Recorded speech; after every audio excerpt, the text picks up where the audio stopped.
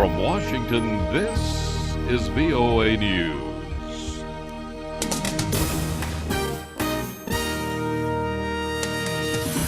Coming up, Russian army tipping the balance in eastern Ukraine, and the latest on the Gaza crisis. Hello everyone, I'm Steve Norman. Ukraine's national security spokesperson said Thursday that Russian forces are conducting a multi-faceted campaign from their own side of the border against Ukrainian troops. That story now from VOA's Pessin in Kyiv. Colonel Andriy Lysenko says the Russian troops across the border are using a variety of weapons to attack Ukrainian units that are fighting Russian-backed separatists. Були здійснені обстріли з установок Grad з території Російської Федерації, блокпостів в районі. Lysenko said in the last 24 hours, Russian forces have fired Grad missiles at 6 Ukrainian checkpoints, including one at the Luhansk airport. He says they also fired artillery shells, grenades, and small arms at various locations along the border. Pessin, VOA News, Kyiv. And here in Washington, the U.S. also accusing Russia of firing on Ukrainian military positions in the troubled eastern part from inside of Russia.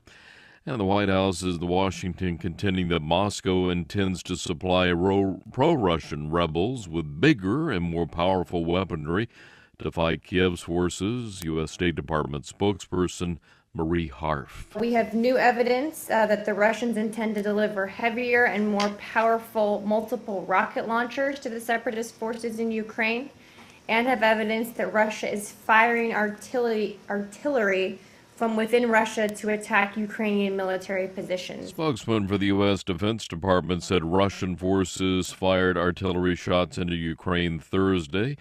Described the Russian assault as a clear escalation of weeks-long fighting in eastern Ukraine between separatist rebels and the Ukrainian military attempting to retake control of rebel-held cities.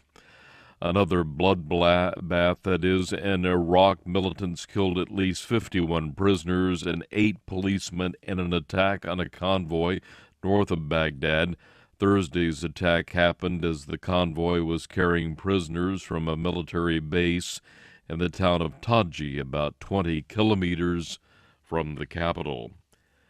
Just hours later, Iraq's parliament elected Kurdish politician Fuad Massoum as the country's new president. Thursday's election paves the way for the much-delayed formation of a new government in Iraq. Israeli strikes in Gaza continued Thursday, and rockets fired by Hamas fighters landed in Israel. That story now from VOA's Scott Bob. Israeli forces bombarded targets in the Gaza Strip, and Hamas-led fighters in Gaza launched rockets and mortar shells on Israel. Gaza health officials say an Israeli shell slammed into a UN-run school in the northern Gaza Strip, killing at least 15 people and injuring dozens more. The UN has confirmed the school at Beit Hanun was hit, but could not confirm the number of casualties. After meeting with British Foreign Secretary Philip Hammond, Israeli Prime Minister Benjamin Netanyahu said Hamas militants are using Palestinian civilians as human shields, and complained Israel is being criticized for defending itself. Scott Bob, VOA News, Jerusalem. U.S. airlines are resuming flights in and out of Israel's Ben Gurion International Airport in Tel Aviv after 2 days of cancellations brought on by the conflict between Israel and Gaza.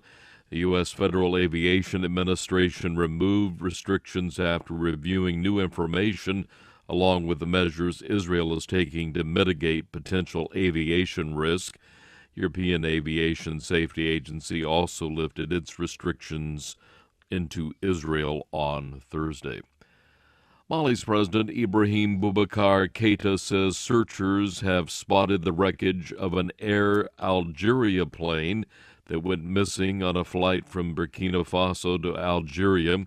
It was located in northeastern Mali. There's no word on possible survivors. Authorities said 116 people were on board that flight. The plane was last seen on radar as it flew over the Malian city of Gao. After taking off from Ouagadougou, there were reports of storms in the area. Taiwanese authorities have identified 31 people killed when a domestic flight crashed during poor weather on Wednesday. Another 17 bodies remain unidentified. The crash occurred Wednesday during a landing attempt during Typhoon Matmo battered the island with heavy rains and strong winds. Officials are looking for flight data recordings to be removed. That's the black boxes from Trans-Asia Airways. That's the latest world news from VOA.